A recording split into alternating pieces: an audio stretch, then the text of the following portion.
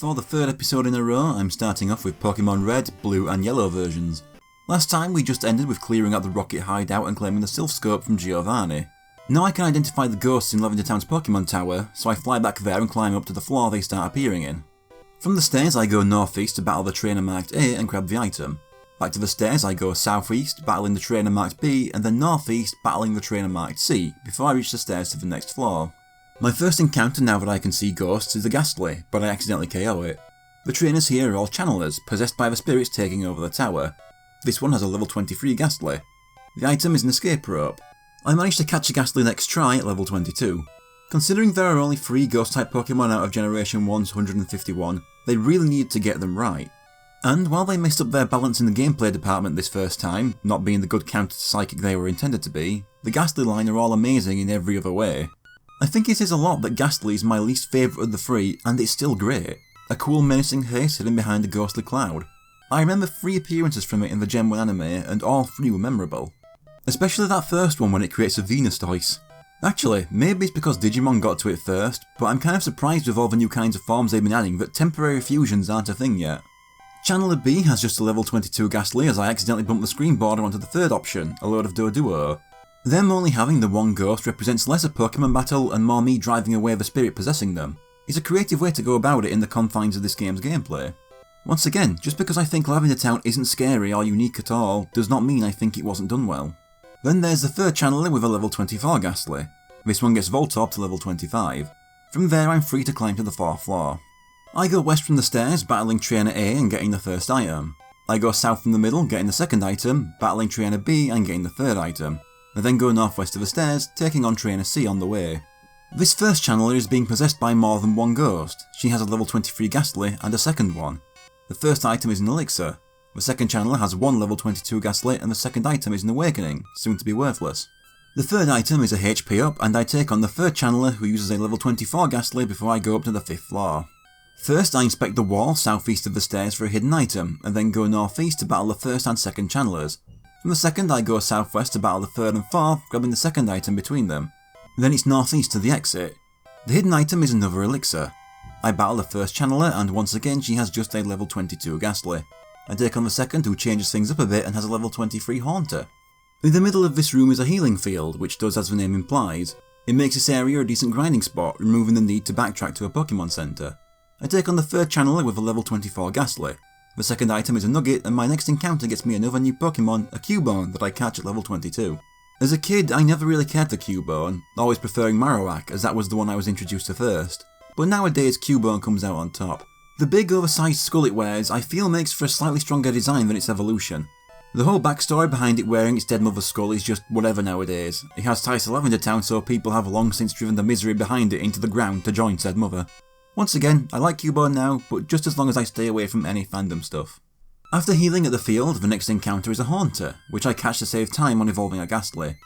Haunter is even cooler than Ghastly, looking more serious and menacing, especially with that grin. It even has one of the best red and blue sprites.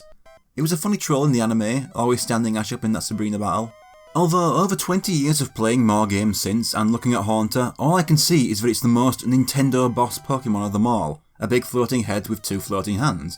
Just like Andros and Bongo Bongo and Wundo Jaginga and Wham Bam Rock, and that one boss from Wario World I can't remember the name of.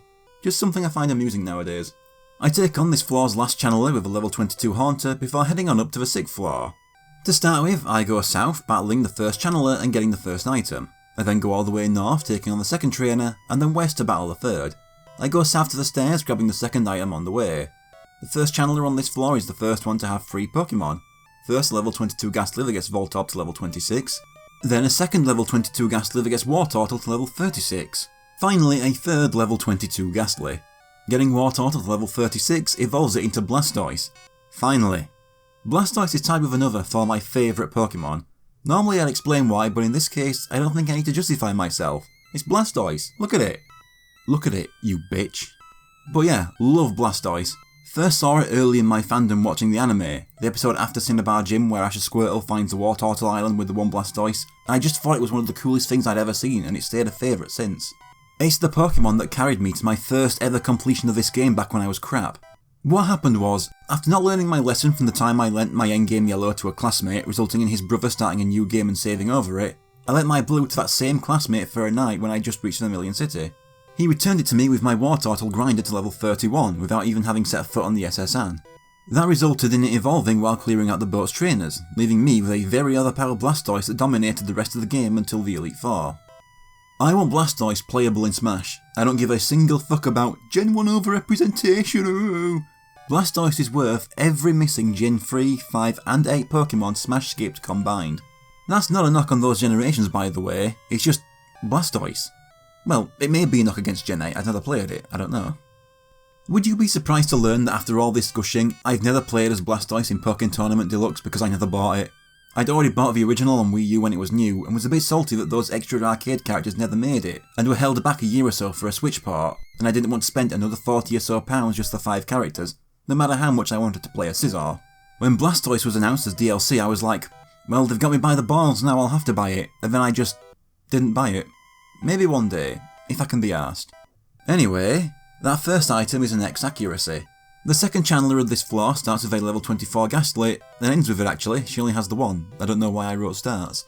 The third one also has just a level 24 Ghastly. The second item, a rare required pickup as it blocks the path forward, is a rare candy. I'm saving these all up for much later from now on. As I reach the stairs I am warned to leave and am attacked by a ghost. The Silphscope identifies it as a level 30 Marowak, the Cubone's mother that was murdered by Team Rocket. This Pokemon cannot be caught as she will always dodge the ball, so I have Fearow take her down. I can't even demonstrate dodging the balls, I just learned my box is full. Defeating her gets Fearow to level 31. Beating the shit out of the terrified angry dead mother really helped her out, and so she buggers off to the afterlife, letting me reach the top floor of the tower. No map, this is just a straight line north. There are some rocket grunts up here. The first one tries a level 25 Zubat, a second one and a level 25 Golbat. These ones when defeated don't hang around, they get their last words in and storm out. The second grunt states they've got an old guy up here who's been berating them for their treatment of Pokemon.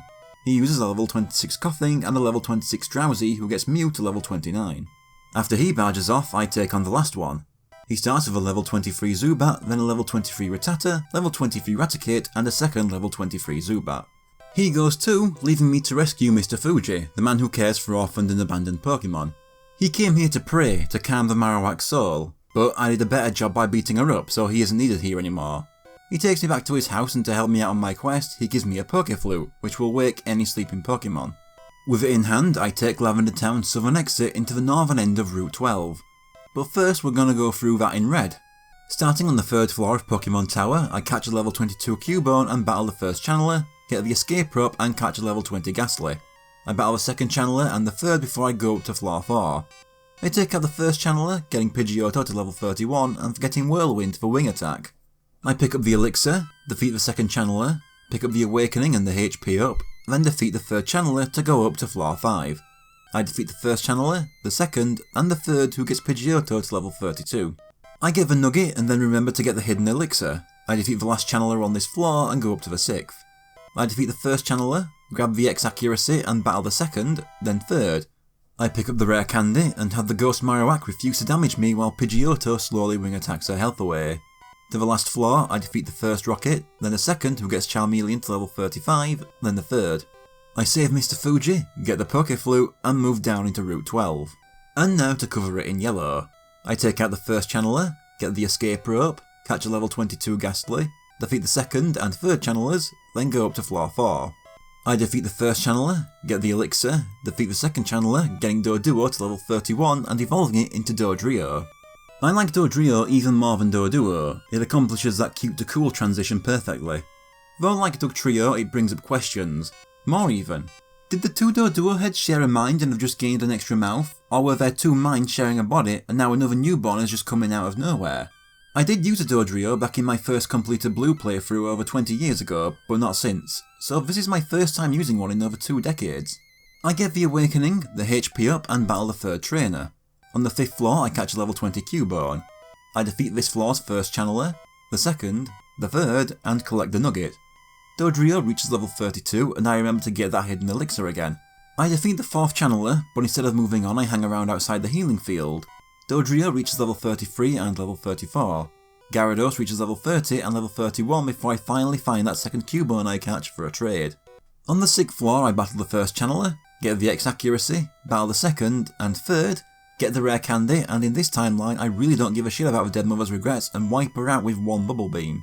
The top floor has been changed in yellow, the 3 generic Rockies have been traded for a third meeting with Jesse and James. They imply they're beating the shit out of Mr. Fuji, but I'm not threatened. They start with Meowth at level 27, and by this point their other Pokemon have evolved. Next is Arbok at level 27, and Weezing also at level 27, getting Gyarados to level 32. Why the hell does Gyarados learn Leer at level 32? Of course I'm not trading anything for that. They blast off again and the rest of it goes as usual. I save Mr. Fuji and he gives me the Pokeflute, but this time there's a bit extra. I return to the Route 5 underground path and trade a spare Cubone for the Machoke the girl was offering named Ricky. Machoke is a lot cooler than Machop, and is one of the more memorable middle stage evolutions from Generation 1 I think. It looks tough enough that it could be a final stage itself. That's all I have to say about Machoke, but this was traded to me. This means as soon as I receive it, it automatically evolves into a Machamp. And Machamp is even cooler than Machoke. 4-armed fighters are always cool, unless they're Goro from MK Deception onward. After being in the background for so many years, I was very happy to see it turn up as one of the poster boys for Pokken. One of those, it shouldn't have been a surprise but it still was moments. Once again I haven't really used one of these though. Alakazam is the only Gen 1 trade evolution I put any effort into. Like the others, I then go south of Lavender Town into Route 12. This is the start of a long stretch of mostly trainer battles, covering 7 routes, but there'll also be a lot of new Pokemon to talk about.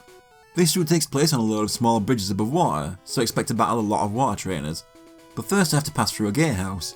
I can go upstairs and talk to the woman there to learn that her Pokemon is dead and I can have this TM39 she doesn't need anymore. It contains Swift, a move with 100% accuracy. Leaving the gatehouse to the south, I come across the first trainer, a fisherman. He's got a level 22 Goldeen, a level 22 Poliwag that gets Voltorb to level 27, and another level 22 Goldeen. This tree is definitely Voltorb's time to shine. Moving south some more, I can spot an item I can't reach just yet. It's not long before I meet a second fisherman with a level 24 Tentacool and a level 24 Goldeen. To the east of him is a third fisherman with a level 27 Goldeen that gets Voltorb to level 28. South of him is a fourth fisherman with a level 21 Poliwag, level 21 Shelder, level 21 Goldeen, and level 21 Horsey. Following the path south some more, I reached the Snorlax that was blocking me from the Vermilion City side. Now I have the Pokeflute, I can wake it up, pissing it off and making it come for me. This Snorlax is level 30 and an absolute nightmare to catch with its low catch rate and access to rest to undo the damage I'm dealing to it. That's why this time I somehow catch it first try. Snorlax is another Pokemon I love. It is the most relatable Pokemon. Who doesn't want to just lay there and eat and sleep and nothing else?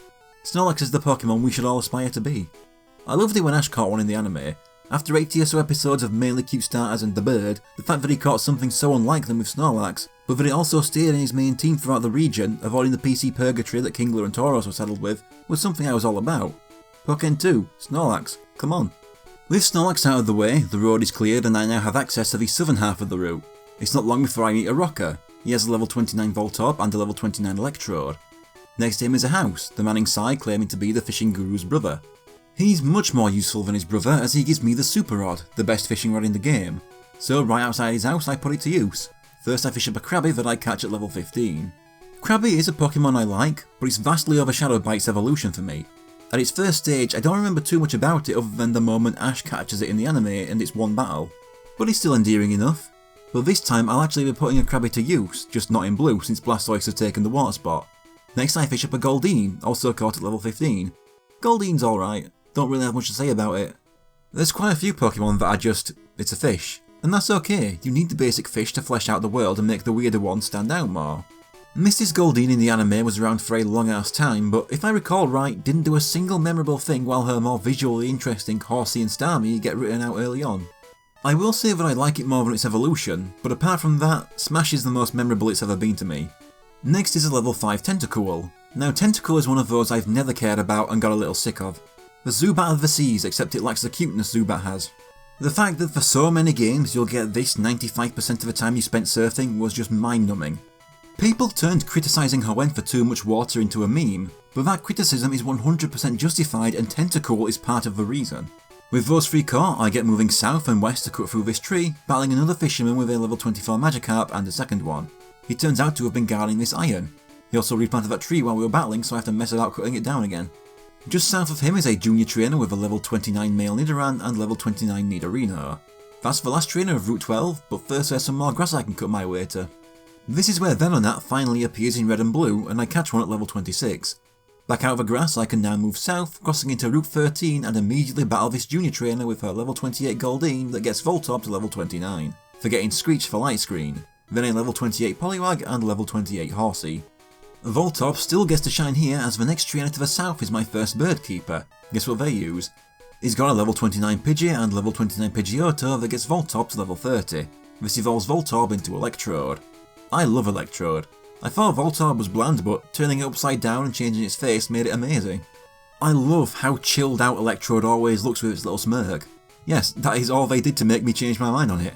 The last playthrough I did back in 2016 also taught me how amazing Electrode is in this game. It's so fast, which means a lot of critical hits, meaning water and flying types are gonna be fucked.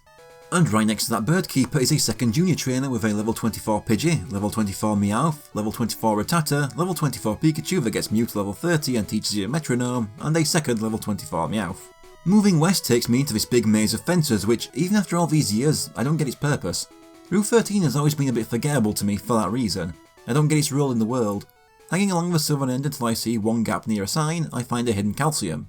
Back to the eastern entrance and north are two beauties next to each other. The first one has a level 27 Rattata, a level 27 Pikachu, and a second level 27 Rattata. The left one has a level 29 Clefairy and level 29 Meowth. West from there is a third junior trainer with a level 30 Poliwag and a second one. West a little bit more has a fourth junior trainer with a level 27 Pidgey, level 27 Meowth, second level 27 Pidgey, and level 27 Pidgeotto. From here, west all the way takes me to a second Bird Keeper, level 26 Pidgey, level 26 Pidgeotto that gets Blastoise to level 37, level 26 Spearow, and level 26 Fearow. Behind him and all the way west again lets me find a hidden PP up in the gap in the fence. I then follow all the northern gaps in the fence to the top and go all the way east to cut through a tree into some grass. It's in here that I can catch myself a level 25 Ditto. Back in Gen 1, I was always a fan of Ditto for its silly face and the transformation gimmick, the anime making it even better with the one that can't change its face when it transforms. It's cute, but that's all I could say for it back then. But then the addition of breeding made Ditto just one of the absolute best Pokemon. Adding breeding is going to make Ditto my best friend if I ever get around to future generations.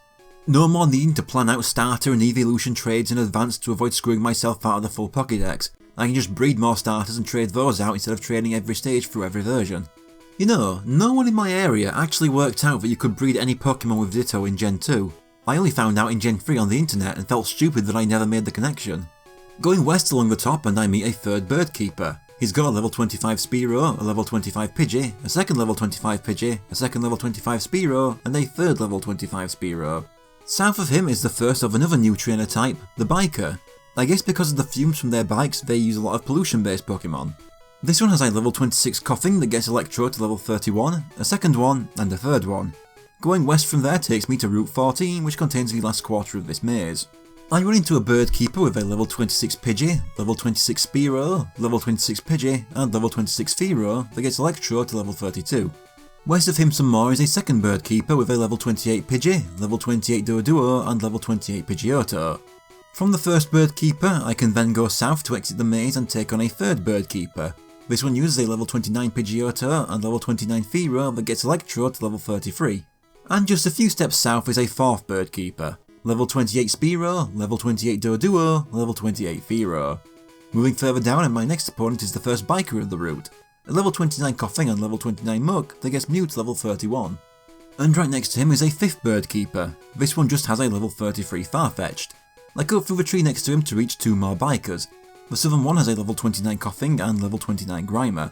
Then the one above him has a level 28 Grimer that gets Fearow to level 32 and a second one. To the south of them is a fourth Biker with a level 26 Koffing followed by a second, a level 26 Grimer that gets Fearow to level 33 and then a fourth Koffing. The last trainer of the route is further south, a sixth Bird Keeper with a level 29 Spearow and level 29 Fearow. Then to the west is Route 15, which I enter by cutting into the north end above this ledge. That's because it's the only way to reach this junior trainer. She sends out just a level 33 Clefairy. Past her at the end is a TM20 containing Rage. I then go back to the start of this route and do the rest of it. Going from east to west, first we have a second junior trainer with a level 29 Pikachu that gets Mew to level 32 and a level 29 Raichu. Next to her is a beauty using a level 29 Pidgeotto and level 29 Wigglytuff. Following her is two Bikers. First one has a level 25 Coughing, a second one, a level 25 Wheezing that gets Electrode to level 34, a third Coughing and a level 25 Grimer. The second biker has a level 28 Coughing getting Mute to level 33, a second one and a level 28 Wheezing. After them is a second Beauty with a level 29 Bulbasaur and level 29 Ivysaur. Under her is the third Junior Trainer using a level 28 Gloom that gets Fearow to level 34 and lets it forget Mirror Move for Drill Peck. She also has a level 28 Oddish and the second one. Next in line are two Bird Keepers. The first has a level 28 Dodrio, level 28 Doduo, and the second one that gets Fearow to level 35. The second Bird Keeper has a level 26 Pidgeotto, level 26 Farfetch'd, level 26 Doduo, and level 26 Pidgey that gets Electro to level 35. And at the end of the route there is one final Junior Trainer. She uses a level 29 Bellsprout, level 29 Oddish, and level 29 Tangela. I enter the gatehouse at the end where I can go upstairs and find another of Professor Oak's aides. This one is offering me the XP all if I have 50 Pokemon. I have 86, so I get it. This more primitive version of the XP share isn't very useful. It splits XP between the entire party in exchange for also cutting the total XP on top, so I dump it in the PC of a next chance. I can also look in the binoculars to get a glimpse of Articuno before I exit the gatehouse to the west and end up at Fuchsia City. Honestly, that whole stretch was overall my least favourite optional part of the game. Route 12 is fine as it's visually different and gets me the Super Rod, but routes 13, 14 and 15 are dull without much interesting and no great items either, just lines of trainers. As a kid, I rarely played these areas because I always forgot they existed. But that was just one way to get to Fuchsia City, and next is the better one. I fly back to Celadon City and go back to Route 16 to wake up and catch the second Snorlax blocking the gatehouse. On the opposite side of the gatehouse is the cycling road, where I must be on a bike at all times. The southern half of Route 16 only has 6 trainers. First a biker with a level 29 Grimer and level 29 Coughing. Going east to west there's a new trainer type, the Cue-Ball. This one sends out a level 28 Machop that gets Blastoise to level 38, a level 28 Mankey and a second Machop. Next in line is a second Cue-Ball with a level 27 Mankey and level 29 Machop. Then a second biker with just the one level 33 Wheezing. Then a third Cue-Ball with a single level 33 Machop and a third biker with a level 26 Grimer, a second one, a third one and a fourth one. From there I can go south into Route 17, which is a long hill downwards where I'm automatically moving south to simulate it. By some grass I meet the first Cue-Ball of the route. He uses a level 29 Machop and level 29 Machoke that gets Fearow to level 36. Then there's this hidden item in the grass which is tough to get with the way I move downhill, but the tile 2 north and 4 east of that Cue-Ball is hiding a rare candy. To the south is a second Cue-Ball with a level 29 Mankey and level 29 Primeape. Over to the west is a biker with a level 28 Wheezing that gets Blastoise to level 39, a level 28 Coughing and a second Wheezing that gets Electrode to level 36. From here the path south splits into 3. I go down the middle first to deal with a second biker. Level 33 Muck is all he has. The middle road has no trainers but hides a full restore. So I go down the western path taking on a third Cue-Ball with a level 26 Mankey, a second one, a level 26 Machoke and level 26 Machop. Once the middle and western roads re-merge, there's a hidden Max Revive around. South some more is another biker. It sends out a level 29 Wheezing and level 29 Muck that gets Blastoise to level 40. I go back up and take the eastern path, finding another biker with a level 29 Voltorb and a second one. Further down we have another Cue-Ball wondering why his Pokemon won't evolve. That's because it's a Machoke at level 33. Several tiles directly south of him is a hidden PP up and further south is one last Cue-Ball. He's got a level 29 Primeape and level 29 Machoke. Reach the bottom of the hill where there is one last biker waiting for me. Level 25 Coughing, level 25 Wheezing, level 25 Coughing, level 25 Coughing, and level 25 Wheezing. 2 tiles west and 3 south of him is the last item of this route, a hidden Max Ether. From there he's south a bit more and I can jump the fence into Route 18. This one is a bit of a breather. I go east into the gatehouse where a guy wants a Slowbro and is willing to trade the game's only Lickitung for it. Out of the eastern side and in the grass are 3 more Bird Keepers. The first one has a level 29 Spearow and level 29 Fearow that gets Electro to level 37. The second one has a level 26 Spearow, a second one, a level 26 Fearow and a third Spearow. The last Bird Keeper has one level 34 Dodrio. From there I go east just a bit more to find another way into Fuchsia City. That was a lot, but when going through it in red I'll at least have some new Pokemon to talk about. So starting from Route 12 I receive the TM39 and battle the first Fisherman, getting Pidgeotto to level 33. Then the second, third and fourth who gets Pidgeotto to level 34. I catch the Snorlax, which takes 2 resets in this playthrough, and defeat the Rocker before obtaining the Super Rod. I catch level 5 Tentacool, level 15 Krabby and level 15 Goldeen. I've been reserving a spot on my team for that Krabby, so I dump Voltorb into the PC to bring it with me. I battle the 5th Fisherman, get the Iron and take on the Junior Trainer. I get in the grass and catch a level 26 Venonat, then go down into Route 13. The first Junior Trainer goes down, getting Krabby to level 16, followed by the first Bird Keeper, who gets Krabby to level 17. I take on the second Junior Trainer, who gets Krabby to level 18, and pick up the Hidden Calcium. The first Beauty is next, then the second, who gets Charmeleon to level 36, evolving it into Charizard. I don't like Charizard as much as Blastoise, and it's not one of my absolute favourites, but I still like it. It makes perfect sense to me that Charizard would end up the most popular Pokemon in many places. Of course, kids are gonna love the tough looking fire breathing dragon. It has the most general appeal of the 3 starters by far. Not to mention, in the anime, it became Ash's boss Pokemon, the one that was tougher than the rest of his team. Plus it got an actual story arc back then which most of Ash's Pokemon at that time didn't get, even some that he had longer. I do sometimes get frustrated when I see the odd adult who doesn't like Charizard pretend that they have no idea why it's so popular. I've already explained from a design standpoint, you'd have to be completely out of touch to not understand why kids would think it looks cool. Sure, it's not the best in gameplay, but the vast majority of the actual target audience of Pokemon aren't getting into hardcore competitive battling. And in a casual playthrough, which 95% of playthroughs are gonna be, you can get through the game easily enough with most bad Pokemon. That's not to say frustrations at its preferential treatment aren't valid. I stopped playing the games before these things happened, but I do definitely think it shouldn't have received 2 Mega Evolutions in Gen 6. To be honest, I don't even think Mewtwo should have either. It getting a Gigantamax 2 in Gen 8 is whatever, but I get it. But the fact it was the only returning starter in the base game and was the new champion's ace is taking things a bit far for my tastes. But at the same time, if I haven't played the main game since Gen 5, why should they care about my tastes? I battle the 3rd Junior Trainer, and the 4th who gets Krabby to level 19. The second Bird Keeper is next, getting Krabby to level 20 and teaching it Vice Grip before I get the hidden PP up. I next catch myself a Ditto and battle the 3rd Bird Keeper, getting Pidgeotto to level 35. And the Biker who gets Krabby to level 21 before I enter Route 14. The first Bird Keeper gets Alakazam to level 37 and Krabby to level 22. The second one is defeated and the third one gets Krabby to level 23. The 4th gets me no levels, while the first Biker gets Krabby to level 24. The 5th Bird Keeper and 2nd Biker get me nothing, while the 3rd Biker gets Pidgeotto to level 36 and Krabby to level 25, teaching it Guillotine. At Pidgeotto's level, it evolves into Pidgeot. I really like Pidgeot. It's the long crest. I saw Ash's Pidgeotto evolve long before Dragon Ball aired Super Saiyan 3 in the UK, but I think I like Pidgeot and Super Saiyan 3 for the same reasons. It just makes it look so much more powerful than Pidgeotto. And this one anime episode made it look pretty impressive, so you can imagine how annoyed I was when they wrote it out right after evolving. Especially when they have Ash outright state that he will come back for it later and never do, which by the way was not a dub edition. 4th Biker now, and Krabby is finally strong enough to take on some battles alone, reaching level 26 and Primeape reaching level 30. That just leaves the final Bird Keeper of the route before I cut this tree into the top half of Route 15. I take out the Junior Trainer and grab TM20. I take out the 2nd Junior Trainer who gets Krabby to level 27, then the 1st Beauty and 1st Biker who gets Alakazam to level 38, forgetting Confusion for Psychic. Next is the 2nd Biker who gets Krabby to level 28. This evolves Krabby into Kingler. I adore Kingler, and once again it's anime influenced. Getting Ash's first league battle with the Krabby and then Kingler soloing the entire match made such a strong impression and made Kingler look so cool. I mean, with Hyper Beam, it's a crab with a single giant claw that shoots laser beams. Best crab in the franchise. Once again, I was so annoyed the anime then just refused to use Kingler again. You know, every so often I'll quickly read up on the anime, see what Ash has caught, see if any old characters made return appearances, stuff like that.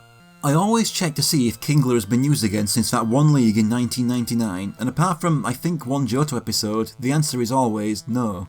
I haven't watched an episode of the anime since around mid-Hoenn, but if Kingler got a substantial role again, I would watch that episode. I battle the 3rd Junior Trainer, 2nd Beauty, and 1st Bird Keeper who gets Kingler to level 29. The 2nd Bird Keeper is next, followed by the final Junior Trainer who gets Kingler to level 30 and Charizard to level 37. I get the XP all from Oakshead in the Gatehouse and fly back to Celadon where I get my Bubble Beam TM from the PC and teach it to Kingler, forgetting Leah. I also remember to evolve my Vulpix into a Ninetales. I catch the Route 16 Snorlax and take on the rest of the route. The 1st Biker, the 1st Cue Ball who gets Kingler to level 31, the 2nd Cue Ball, the 2nd Biker, the 3rd Cue Ball who gets Primeape to level 31, the 3rd Biker and south into Route 17. The first cue ball, the second cue ball who gets Alakazam to level 39, the hidden rare candy, the first biker, the second biker who gets Alakazam to level 40, the hidden full restore. The third cue ball, the hidden max revive, the third biker, the fourth biker who gets Primeape to level 32, the fourth cue ball, the hidden PP up, the fifth cue ball who gets Kingler to level 32, the fifth biker and hidden max Ether, then south into Route 18. The first bird keeper who gets Alakazam to level 42, the second bird keeper, and the third one, and that's all of them, and I can go to Fuchsia City. And once more in yellow. Thankfully many of these trainers keep the same teams, so I don't have to point out too many changes. Starting with Route 12, I get the TM39 and battle the first Fisherman and the second who gets Ivysaur to level 30, teaching it Razor Leaf in exchange for Leech Seed. Why the fuck I chose to axe Leech Seed instead of Tackle, I have no idea. The third Fisherman is next, then the fourth who gets Ivysaur to level 31. I wake up and catch the Snorlax after a long struggle and many Great Balls. I take on the Rocker and get the Super Rod. Encounters have been changed up so I'll get some new ones here. I was not expecting to get Seadra on my first try, the rarest encounter of the area, and before its pre-evolution too. Being level 35 is a tough one, but I get it. Seadra's fine, I like it well enough. Probably my least favourite of its line, but it's a line I'm not in love with, so the difference isn't much. I will say though that even before it gained an evolution in Gen 2, back in Gen 1, Seadra always felt like a middle evolution to me, like there always should have been one more.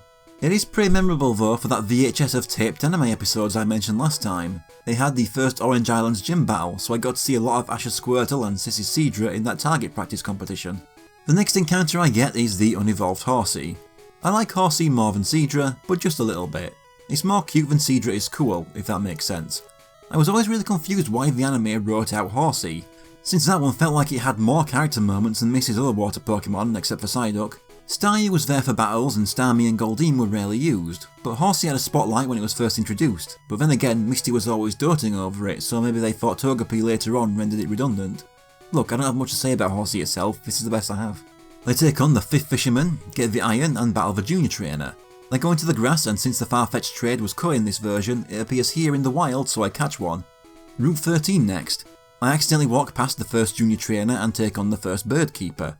I'm already talking about another new Pokemon as Ivysaur reaches level 32 and evolves into Venusaur. I also like Venusaur a lot, a bit less than Charizard which makes it my least favourite of the fully evolved starters, but just by a bit. I know people don't like it when Venusaur is called ugly, but it is. But that's not a criticism. Its face is ugly in a way that makes it look battle worn and old, which I think makes it look cooler and helps it stand out more than if they designed it as a similar upgrade to the way Charizard and Blastoise were. Hell, I actually own the D-Arts figure of Venusaur, but not the ones of Blastoise or Charizard. And do you know why? That's right, because it was cheaper, but I still spent the money on it because I like it so much. Once again forgetting the first Junior Trainer, I battle the second. She gets my Pikachu to level 31 and the roam Pikachu has been swapped out for a third Pidgey. I then catch a level 10 Tentacool while fishing. I get the hidden Calcium and take on one Beauty followed by another whose Pikachu has been swapped for a Vulpix. I take on the third Junior Trainer, getting Pikachu to level 32, then the fourth and the first Bird Keeper who gets Pikachu to level 33, declining agility. I get the hidden PP up and defeat the second Bird Keeper. I take out the Biker and enter Route 14 to battle the first Bird Keeper there, getting Pikachu to level 34. The second Bird Keeper, then the third who gets Pikachu to level 35. The fourth Bird Keeper, then the first Biker who gets Pikachu to level 36. The fifth Bird Keeper, the second Biker, the third Biker, and the sixth Bird Keeper who gets Pikachu to level 37. Then it's into Route 15, forgetting another trainer I'll get to much later. The first Junior Trainer, the TM20, and the second Junior Trainer whose Pikachu and Raichu were replaced with a Pidgey and Pidgeotto. The first Beauty, the first Biker who gets Dugtrio to level 35, forgetting Growl for Slash. The second Biker who gets Dugtrio to level 36. The third Beauty, the third Junior Trainer, the first Bird Keeper who gets Pikachu to level 38. The second Bird Keeper and final Junior Trainer who gets Dodrio to level 35. I get the XP All and take on Route 16. I catch that second Snorlax and take on the first Biker who gets Dugtrio to level 37. The first Cue Ball, the second Cue Ball, the second Biker who gets Gyarados to level 33. The third Cue Ball and third Biker then down to Route 17. The first Cue Ball goes down and while I try to get that rare candy, I find a level 28 Ponyta that I catch. Can't go wrong with Ponyta, it's both cute and a horse on fire. I'll always have a slight soft spot for it despite it not being my favourite, as the Ponyta episode was one of the earliest episodes I saw of the anime. In fact, now I think about it more, it might be the second episode I ever saw. I went from the first episode straight to the Ponyta one with the big race. I get the hidden rare candy and defeat the second cue ball and first biker, who gets Gyarados to level 35. I'm putting this part in the script just to tell my future self when I'm reading this script out to actually leave small pauses when you list all the trainers to make showing them all easier to edit, than if I speed read them all, which would have me making a cut like every half a second, like what happened last episode. And if you forgot and did just that again, then, well, I've wrote you fucking dick here, but I didn't actually do that this time, so yeah. The second biker, the hidden full restore, the third cue ball who gets Dodrio to level 36, the hidden max revive, the third biker who gets Gyarados to level 35, the fourth biker, the fourth cue ball, the hidden PP up, the fifth cue ball who gets Gyarados to level 36, the fifth biker, the hidden max elixir, and it's down to Route 18. There's a bit extra to do here. With the super rod I fish up a Shellder, which I catch. I like Shellder. Its big eyes and tongue poking out from the shell are really cute. It reminds me of the 1-up chest in the first Spyro of a Dragon actually. And yet, thinking of Shellder makes me angry, because it reminds me of Jessie's Shellder in the anime. You know what I mean, right? Jessie's Shellder that bites into a Slowpoke's tail to evolve it into a Slowbro, and the guy Slowbro then beats her away. That's her Shellder. It wasn't stolen, she actually caught it legit, and Pokédex entries do state that the Shellder can be removed from the tail to return a Slowbro to a Slowpoke. So as far as I'm concerned, that scientist arsehole stole Jessie's Shellder. Look, Team Rocket always have such small teams, and that Shellder would have been a nice addition. Imagine Jessie with a Cloyster eventually. Then again, considering Lickitung, it'll go unused for millions of episodes at a time before being unceremoniously dumped during Johto. But yeah, the trade in the gatehouse has been changed. A chef wants a Tangela and is willing to trade a Parasect for it. I don't have one yet. Then the first bird keeper who gets Pikachu to level 39, the second bird keeper, and the third bird keeper, then it's a Fuchsia once again. The next section won't be covering such a huge amount of content this time. There's a house between the Pokemon Center and Fuchsia Gym where we can talk to Bill's grandfather. It's not much, but it's a nice flavour thing. There's 2 more houses east of the centre. The first belongs to the Safari Zone's Game Warden who can't talk to me because he's lost his false teeth. The other one belongs to another brother of the Fishing Guru. This one gives me the good rod, which opens up a few more fishing opportunities. I start with his back garden, fishing up and catching a level 10 Poliwag. Isn't this technically stealing? I like Poliwag. Its line has always felt to me like the general Gen 1 Pokemon to me. You know, outside of the important ones like the starters, gifts, legendaries, the standard early game rodents, bugs and birds. If I was told to think of a Gen 1 Pokemon not of those 30 or so most important ones, it would be the Poliwag line that comes to mind. I'll go into more detail when I talk about Poliwhirl. I like it, but I like its evolutions more, except Politoed. Looking around town we can learn that the Safari Zone Warden is nicknamed Slowpoke because they both look vacant. Speaking of Safari Zone, around the city is a zoo where you can check out Pokemon that can be caught there. It'll also count them as seen on the Pokédex if you haven't already. More interesting is that the zoo also contains a Pokemon revived from the fossil you didn't take in Mount Moon. So was the Super Nerd working for the zoo or something? But after enough looking around, it's time to enter the gym, near the Pokemon Center in the southwest of town. The gym leader, Koga, has set up several invisible walls for me to find my way around, but they're easily spotted as dotted lines. Even back on the Game Boy Color I could see them easily. To the left is a dead end with my first Juggler trainer type. I'm not sure what about Jugglers makes him suitable for the Poison Gym, but okay. But this guy is a cheater and has smuggled Psychic types into the Poison Gym. He has a level 34 Drowsy that gets Electrode to level 38 and a level 34 Kadabra. To the right of the entrance is another Juggler with just a level 38 Hypno. Going north from him takes me to a third Juggler with a level 31 Drowsy, level 31 Drowsy, level 31 Kadabra that gets Mew to level 34, and a third Drowsy. And then in the northeast corner is another type I'm facing for the first time, the Tamer. He's always looked like he's holding a giant lollipop to me. Fourth trainer in the Poison Gym and I'm finally battling a Poison type, starting with a level 33 Arbok. Then a level 33 Sandslash that gets Fearow to level 37, then a second level 33 Arbok. Running left along the back and moving south takes me to a second Tamer with a level 34 Sandslash that gets Blastoise to level 41 and a level 34 Arbok. South of him is another Juggler with a level 34 Drowsy that gets Mew to level 35 and a level 34 Hypno. This is the infamous Juggler going through puberty in battle. That just leaves the gym leader, Koga. He's pretty confident in himself and starts with a level 37 Coughing. A Thunderbolt and Sonic Boom take it down and get Electrode to level 39. He follows it up with a level 39 Muk. This one takes 2 Thunderbolts and a Sonic Boom, managing to get a Poisoning in before it goes down. Then comes a second level 37 Coughing that goes the same way as the first. Finally, his ace is a level 43 Wheezing. Koga only gets to use Next Attack on it as my second Thunderbolt criticals and wipes it out. With Koga defeated, he grants me the Soul Badge, which allows me to use the HM move Surf outside of battle. That's all 5 of them usable now. He also gives me the TM6 containing Toxic. And now for Red. I get the Good Rod and catch myself a level 10 Poliwag. Before entering the gym, I add Snorlax to my party.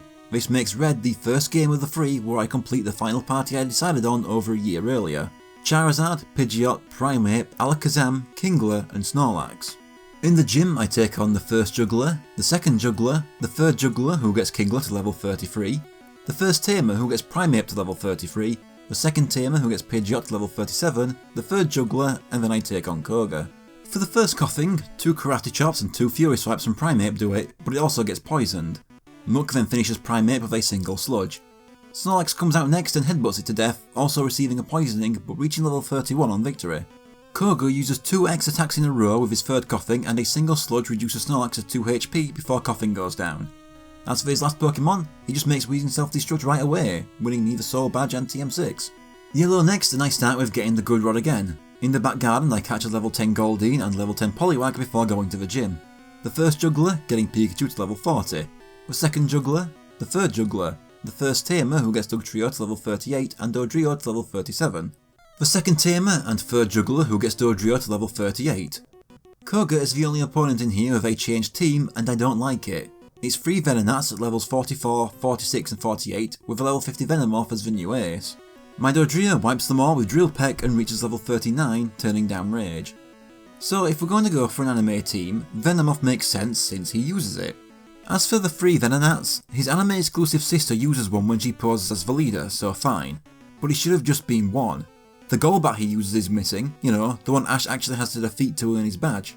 And his gym was also equipped with Voltorb, so why not? He could have had a team of Venonat, Voltorb, Golbat and Venomoth. Same amount, but more diverse.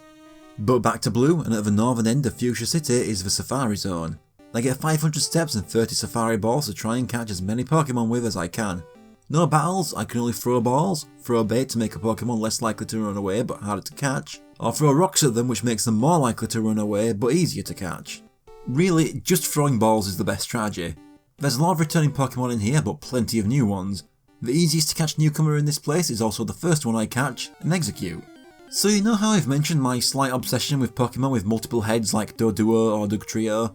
That is the main reason I really like Execute. It takes it to the extreme because at least all those other Pokemon with their multiple heads share a body. Execute on the other hand is 6 distinct bodies that can move independently of each other. How can all 6 of them be one Pokemon? Why is one cracked and leaking its yolk? Or is it yolk? Because sometimes they're eggs and sometimes they're seeds. Sometimes the cracked one has a face, sometimes it doesn't. And that's why I like it, because it drives me insane. My next 2 encounters are against Rhyhorns. The first escapes, but the second one I catch at level 25. Rhyhorn is good, just a strong, powerful looking Pokemon. It looks tough enough that I think it could have gotten away without having an evolution. I believe it is known now that in development Rhyhorn and Rhydon were unconnected for a while until the decision to make them part of the same line was made. But yeah, Rhyhorn's always cool, can't go wrong with an armoured Rhino.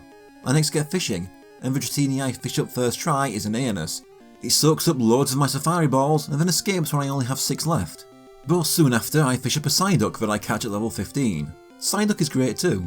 The best of Mrs. Pokemon in the anime, personality wise, and always good for a chuckle. The only likeable Pokemon of that, always breaking out of their ball and their own trend. Like Weeping Bell, I love that it looks so dopey, but Psyduck manages it in a cute way. The type in Gen 1 with overall my favourite Pokemon has to be Water, and Psyduck only adds to that. Plus there's the fact that as I get older, a being suffering from constant headaches only gets more and more relatable. While still fishing, my last Safari Ball catches me a level 15 Slowpoke. So everything I said about Psyduck's dopiness making it endearing also applies to Slowpoke. I know there are already actual dogs in Pokemon, but if I had to choose a Pokemon that makes me think of just a dumb dog the most, it's Slowpoke. It even shares the secretly good with psychic powers thing with Psyduck, but these don't need a migraine to be able to use them. Slowpoke's line is also just one of those that I think I've liked every little addition to its lore and line as the franchise continues, even stuff from after I stopped playing. That's my first session used up, so I have to start again, so I get fishing some more. And 20 minutes and 2 full Safari Zone runs with no catches later, I finally catch that Dratini at level 15. Dratini's cute, but that's about it. It's one of those that is definitely overshadowed by its evolution for me. Plus there's the fact that I have trained several Dratinis to Dragonites over the years, and it's always a slog. The fact that I'm doing it 3 times back to back is even more tedious. It's so underleveled for this point of the game and takes so much XP to level up that it just takes forever. With that done, it's time to explore the rest of this place, so I go east and into the second screen. I go east until I can go up some stairs and then go all the way north to get the first item, back to the stairs and then west and down another set, and then go north half the way, then east a bit for the second item. The northwestern corner of this section has the third item, then east across 2 sets of stairs to the fourth item, then north and west to the third screen. The first item is a Carbos and the second is TM36 containing Egg Bomb. The third item is a Max Potion and the fourth a Full Restore, then to the third screen. I go west, past the first set of stairs and north of the second. I follow them west and south down the next and then go north all the way and east all the way, grabbing an item on the way. Then to the north end and west all the way, getting the second item before I go south all the way and down to the final screen. The first item is TM40, Skull Bash, and the second is a Protein. Then nothing much until I reach the next screen. I go south to get the first item and then west to this house, grabbing the second item and a third one hidden in this statue. The fourth item inside the house lets me cross the water to the south where I can get the fifth item, then up the stairs, east and down the next lot gets me the sixth. The first item is the Safari Zone Warden's Gold Teeth. The second is TM32, Double Team. The hidden one in the statue is Revive. In the secret house, the occupant says I'm the first person to find this place and gives me HM3 containing Surf, which allows me to move along water. This goes to my Blastoise since it's probably the best HM move to use in battle, over the right in the long obsolete bubble.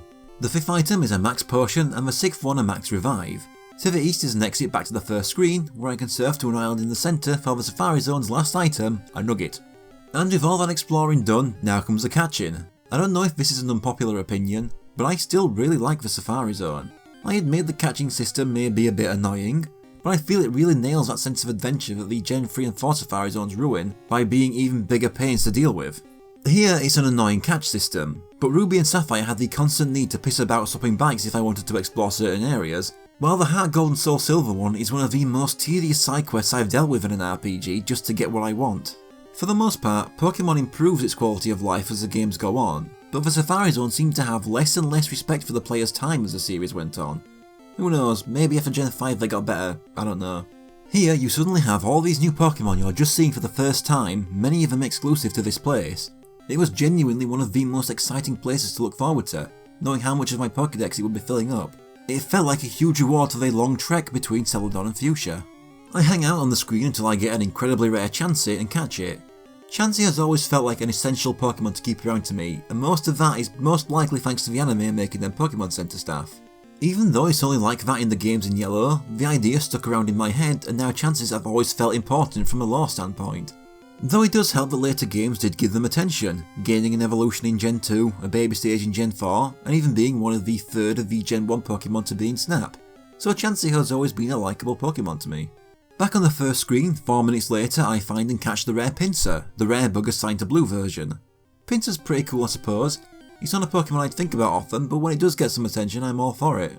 I think the issue with it is that its equivalent in Red is one I find much cooler, and that got an evolution in Gen 2 while Pinsir was left to languish until Gen 6. 5 minutes later in the second screen I run into Venonat's evolution, Venomoth, and catch one to save time on levelling one up. While I did like Venonat a bit, I've gotta say, Venomoth does nothing for me. It feels like the most generic and least memorable of all of Gen 1's bug types to me. Nothing about it stands out to me at all, while every other Gen 1 bug has an aspect I remember them for. 5 minutes later I catch a second Pinsir to trade to Red. Then 11 minutes later, after a long struggle over several escapes and many full Safari Zone runs, I catch myself a rare level 26 Tauros. This is going into the main team in Blue. Tauros is another Pokemon I really like. It's just cool. And it's yet another of those Gen 1 Pokemon Ash caught in the anime that didn't feel on brand for him, so they stood out more. I remember being so annoyed that they never let him use Tauros at all, wondering why he even caught them if they weren't going to be used. And then I catch the second part of the Orange League battle having missed the first, and suddenly see him finally using a Tauros. It was one of my favourite moments of that entire arc, which back then was my favourite section of the anime as a kid. Tauros can learn a large variety of moves, which means it'll be good for battling many different types with. And on the final screen, 8 minutes later, I finally managed to catch a Kangaskhan. And Kangaskhan is another one I really like. Having its kid in its pouch all the time, whether during being caught or from literally being born with one in its pouch. It still bothers me that they never made the child its own separate Pokemon. No, involving it in the Mega Evolution doesn't count. While I'm fine with that idea, if anything I feel it makes things just a bit weird. Gen 1 has a lot of Kaiju based Pokemon and I'm all for it. While I get that Nidoking, Nidoqueen, Rhydon and Kangaskhan all have similar shape and look, I think they're all still really cool regardless. With all that done, I return to the Warden's house and give him back his gold teeth. He gives me HM4 in return, Strength, which allows me to move boulders. I teach it to Tauros, this lets me move the boulder in his house to reach a rare candy. I feel Strength is a better move than Cut, Fly and definitely Flash in battle, but I still like Surf more. Before moving on, it's time for Red Safari Zone. I catch a level 15 Psyduck, level 15 Dratini, level 15 Slowpoke and move to the second screen. I get the Carbos, TM37, Max Potion, Full Restore and move on to the third screen. I get the TM40 and the Protein before moving to the final screen where I get the Gold Teeth, TM32, Hidden Revive, HM3 which gets taught to Kingler over Guillotine, the Max Potion and the Max Revive. I catch a Venomoth, execute, second Nidorino for a trade and give the Warden his teeth for HM4 with Strength going to Snorlax. I get the rare candy in his house and go back into the zone. I get the Nugget on the first screen and catch a Kangaskhan, and 3 minutes later a level 25 Rhyhorn. It then takes me 20 minutes to catch something else when I finally get a Chansey. 4 minutes later and after several escapes, I finally catch myself the big exclusive red Pokemon, Cypher. Cypher is so much cooler than Pinsir and is definitely my favourite Gen 1 bug Pokemon. You can't go wrong with a Pokemon with sword hands. It also kind of has that Charizard head going on too, which makes it look much cooler than a stylised Mantis head would. And then Gen 2 gives it a great evolution too, and the Cypher line is just one of the best lines. A couple minutes later I also catch a second for trading, and 2 more minutes later I catch that Tauros and that's the Safari Zone done with in red. That just leaves yellow. It takes me 5 minutes to fish up and catch a Dratini, which they also lower to level 10 in this version. And that's a massive pain as I plan for Dragonite to be in my final yellow team. Then moving on to the second screen, I catch an Execute, get the Carbos, TM37, Max Potion and Full Restore before going on to the third screen. I get the TM40 and Protein before moving to the last one. I get the Gold Teeth, TM32, Hidden Revive and HM3 with Surf going to Gyarados over Tackle. I get the Max Potion and Max Revive. I trade the Gold Teeth for HM4 with a Snorlax not part of my main team getting Strength so I can get that rare candy. I get the Nugget in the middle and focus on catching. In yellow, I can catch wild Marowaks in the Safari Zone and I get one. As I said with Cubone, I thought Marowak was much cooler as a kid, but that opinion didn't stay over the years. Now I think it's just alright. I used to prefer the streamlined skull merged into the head over Cubone's, which I thought was too bulky back then, but now I think it just looks a bit bland. Soon after the Marowak I catch a Tauros surprisingly easily. And then a Rhyhorn not long after, followed quickly by a Chansey who've been reduced to single digit levels in yellow for some reason. A couple minutes later I find and catch a Tangela on the first screen. Tangela is pretty cute, in yellow onwards anyway, the red and blue sprites made it look too big and boxy looking. I have nothing to say beyond that, it's just cute. Was never expecting it to get an evolution in a later generation. Now that I think of it, did one ever get a Spotlight episode in the anime? Because I don't remember. A few minutes later, in the third screen I catch a Cypher and within a minute a Kangaskhan. My amazing luck runs out there with just one Pokemon left and it takes me a further 30 minutes to catch a Pinsir. And back to Blue where with my new rods and method of travel I have some collecting to do, both items and Pokemon. In Viridian City I cut through the tree in the southwest and talk to the guy there who gives me the TM42 Dream Eater he managed to dream into existence. In Cerulean City I surf south past Nugget Bridge and past the unknown dungeon entrance as the guard won't let me in, saying only the Pokemon League champion is allowed inside. West of him is one last trainer on Route 4. She's a lass with a level 31 Paras, a second one and a level 31 Parasect. Next is Vermilion City where I get fishing with the Super Rod, getting Electrode to level 40 and having it forget Tackle for Swift. Fishing here gets me a Shelder. In Celadon City there's an old man I can surf to who gives me TM41 Soft Boiled, a Chansey exclusive move. I go fishing in his pond and bring up a Poliwhirl I catch. I say I like Poliwhirl a lot and it's one that comes to mind a lot when thinking of Gen 1 Pokemon. Part of that is the merch back in the day. If you remember, there were many Pokemon merchandise lines and a lot of merch and packaging was covered in anime clip art. It would usually be the same suspects. Pikachu, Starters, Mewtwo and Mew, Jigglypuff, Meowth, what you'd expect. But I seem to remember Poliwhirl being in those a lot too, and getting a surprising amount of merch compared to the other non-main Gen 1 Pokemon. Even without Poliwhirl's merch attention, I just find it to be a very endearing Pokemon. I can't tell you why, but that combination of big eyes, no mouth, cartoon gloves, that shade of blue and the stomach swirl just comes together perfectly for me. I also catch a second one.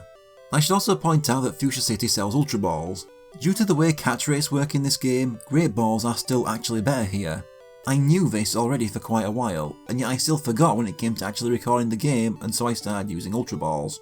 Since I'm here in Celadon, I may as well get the new stone evolutions available out of the way. First is Execute to Exeggutor with the Leaf Stone. So I praised Execute probably more in this video than the majority of fans ever have combined, but I've just never been a fan of Exeggutor. I think it's just unappealing visually. I don't like the faces, and I don't like how wide their bodies are. It's one of the few Pokemon who, as a kid, an episode of the anime being about them would be a disappointment. I think the Alolan form is a massive upgrade, but at the same time, I think the Alolan form mainly works due to this original existing and making the new form a much bigger shock. Next is giving Poliwhirl a Water Stone to evolve it into Poliwrath. I like Poliwrath too, but Poliwhirl is my favourite of the line. There are other slight changes to it, but I'm mainly surprised at how the part that makes it look so different from Poliwhirl amounts to just a change in facial expression, but it works really well. Some people don't like how similar it is to Poliwhirl, but to be honest, I find Poliwrath far more appealing than Poliwhirl's other evolution. Plus, in the anime, it played a huge role in making Ash's Charizard stop being a twat, and no one can take that away from it. Then another Water Stone evolves my new Shellder into a Cloyster. Cloyster's cool, and having it pointed out to me that it looks like a Gastly encased in a vagina doesn't change that. I think it's the perfect follow-up to Shellder, and it always looks pretty tough, third only to Blastoise and Gyarados I think in terms of Gen 1 water types. Once again, imagine if Jessie's Shellder wasn't stolen in the anime. It would have fit great with Arbok and Lickitung on her team. With my spare Poliwhirl, I return to Cerulean City and trade it with the guy who lives next door to the Pokemon Center for a Jinx named Lola. I've kind of been dreading this part since I started recording this game, not as much as I'm dreading scripting Sylph Company though. Let's just get it out of the way. Intention or not, Jinx very strongly resembles a person in blackface. I have no intention of going into what it actually is intended because this is a long video. I scripted 2 Pokemon videos back to back. This has been the toughest month to make my usual 12 to 13 videos in since I started this schedule, and my brain is fried, so I won't risk saying anything stupid. All I'll say is that it is a shame that this series could upset someone in such a personal way, even if unintentional. I don't think anything else needs to be said. The developers were made aware, and Jinx was made purple over 2 decades ago now. The situation was just shit, that's all. As for myself with Jinx, as a kid who didn't know what blackface was in the year 2000, I was fine with Jinx the same way I was fine with Mr. Mime, for standing out from the rest. But going back to OG Jinx, especially in the anime after 20 years of the updated ones, it does look very out of place, and I would not blame anyone for reaching the conclusion many did back then. The current Jinx design is definitely an improvement. Next I go back to Route 12 and surf to the item I couldn't reach earlier, a TM16 containing Payday. I then return to Diglett's cave for a long grind. But it'll have to wait because I want to get Red out of the way first. I give a TM42 and defeat the final lass on Route 4, getting Kingler to level 34 and forgetting Bubble for Stomp. Charizard also reaches level 38. I catch a Shellder and in the Route 11 gatehouse trade that spare Nidorino for a Nidorina named Terry. I give a TM41, catch 2 Poliwhirls and evolve myself Exeggutor, Poliwrath and Cloyster. I trade the other Poliwhirl for Jinx, get TM16 and go to Diglett's cave for the grind. And now Yellow. This time I fly to Pallet Town and fish until I can catch a Staryu. Staryu is an iconic Pokemon that I've never cared about. I don't like that it constantly upstages its much more visually appealing evolution, while Staryu itself is kinda bland. The anime gave Misty Staryu all the focus in battle and dumped Starmie relatively early, and the Smash Bros series had Starmie in the Pokeballs in the first game, but swapped it for Staryu for the rest of the series. I don't get it.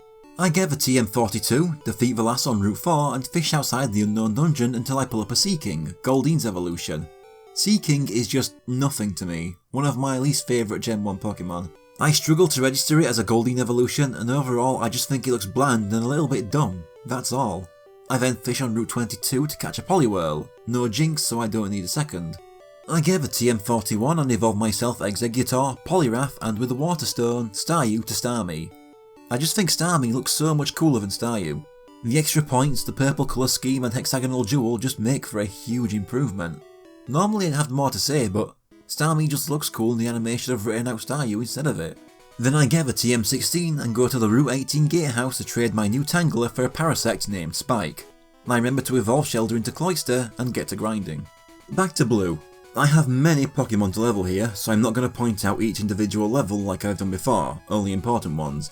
I start by benching all but Fearow, who's going to be the babysitter to avoid being wiped if the rest are taken out. I then bring Krabby, Tentacool, Slowpoke, Psyduck and Goldeen, and teach them all Surf so they have a good Diglett killing move. Still takes a while to get going as many of them are under-leveled, but as they level, things start to speed up as they get knocked out less and less often. 89 minutes into the grind, I finally remember I can turn off attack animations to speed things up a bit more. In the end, it takes 106 minutes of triple speed grinding for something to happen when Krabby reaches level 28 and evolves into Kingler. Next one comes 34 minutes later when Psyduck reaches level 33 and evolves into Golduck. Gotta say, I've never been a big fan of Golduck. Psyduck is such a classic Pokemon and looks perfect, while Golduck I have a hard time believing is in the same line. I've also never found it to look anywhere near as cool as it was intended to come across. It lost the dopey personality and gained nothing in return. After that, it takes just 5 more minutes for Tentacool to reach level 30 and evolve into Tentacruel. This is the opposite of the Psyduck line. I didn't care for Tentacool, but I like its evolution.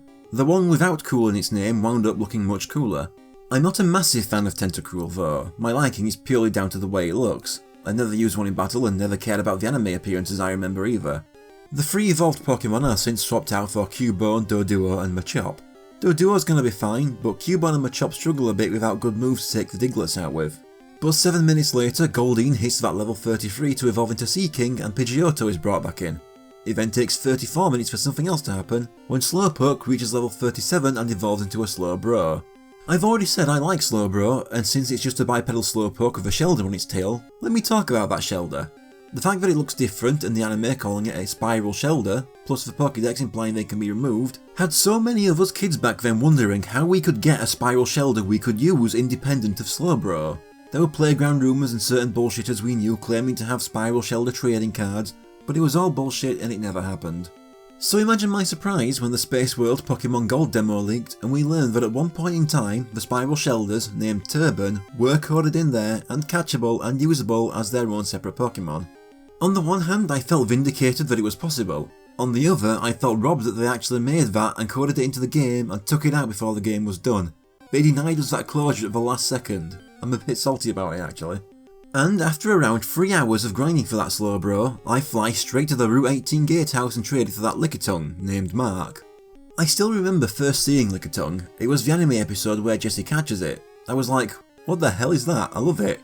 Then she catches it, and I have to go to school before the part of the episode where she uses it. So I never saw it again until the Pink Island episode in the Orange Island arc where she finally brings it out again. Jessie's Lickitung became that one Pokemon I watched every episode from then on hoping to see. And if it appeared, I considered the episode an automatic success. We all have those minor characters in things where them just appearing meant the episode was saved. So yeah, I did not like Jessie's Wobbuffet for taking Lickitung away from us. The Wobbuffet shtick was never funny to me, even as a kid, so the fact it's now outlasted not just Lickitung, but also her Arbok by several times now is just unforgivable to me. Lickitung also had one of my favourite Pokemon Stadium minigames that me and my brother played all the time. Concluded, Lickitung is amazing, shame about the evolution, why the fuck can't it learn Lick in Gen 1? It then takes 5 minutes to get Pidgeotto to V level 36 for a Pidgeot. It's then boxed for Dratini, Taught Surf, and Lickitung for Rhyhorn. 26 minutes for the next one, Doduo reaching level 31 to get a Dodrio. I box it for Tauros since it needs to catch up too. 8 minutes after Dodrio, Cubone reaches V level 28 to become a Marowak. Mew gets brought back. Tauros and Rhyhorn lack good Diglett killing moves but are generally strong enough to do well with what they have. Machop eventually learns Low Kick which speeds that one up. But it still takes 25 minutes from Cubone's evolution to reach level 28 to become a Machoke to get boxed for Electrode's return. Since none of my current Pokemon have a big advantage over Diglett, I try Route 18 instead. But I stop it after a bit with Rhyhorn and Tauros at level 30, Dratini at level 24, and Fearow having reached level 40. 4.5 hours of triple sped grinding that was, and I have to do it again twice over. We'll be going no further today, so I'll be wrapping up with the other two, starting with Red as usual. Since it's the same Pokemon mostly with some extras, this one will be really skimmed through. It takes 68 minutes for the first to evolve, which turned out to be Cubone into Marowak this time. A further 27 minutes to evolve myself a Seaking, then a Tentacruel 3 minutes later. But then Dodrio, the next one, takes 50 minutes after that. Only 7 minutes after that for Slowbro, which I immediately trade for the Lickitung. 10 minutes for the next one. I never caught a Haunter in Red, so I had to level Ghastly to 25 to get one. 22 minutes more to get my Golduck, and 10 more to get my Machoke. 39 minutes for my trade of Meowth to become a Persian. And finally, 39 more minutes to evolve my Voltorb into Electrode. I also got Rhyhorn to level 30, Snorlax to level 33, Dratini to level 24, and Pidgeot to level 41 as the babysitter of this grind. And that just leaves Yellow, and one last trading session to leave things on. Blue took about 4.5 hours, Red about 5, but this one ends up the quickest at around 3.5 hours. 6 minutes in and my Ghastly evolves into Haunter, but then it takes 44 minutes to get Venonat to V level 31 to evolve it into Venomoth.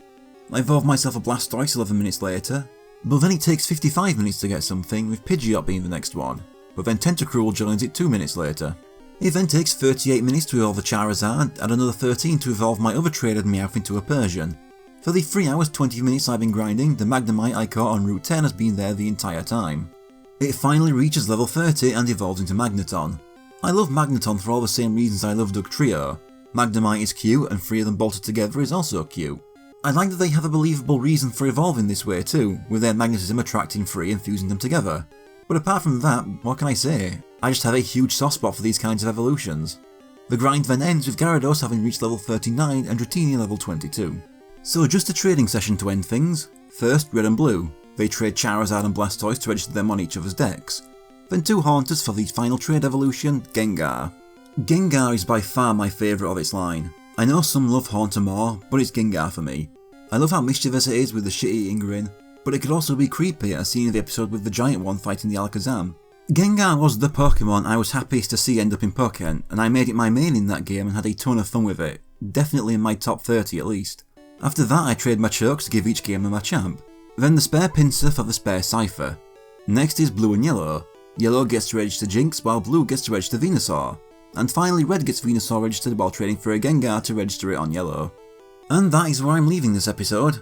I wanted to cover 2 gyms per episode, but as I said earlier in this video, this November has been a tough month for making the December and January videos, and I fear I'm making myself ill. So I'm just not up to scripting the Silph Company at this moment.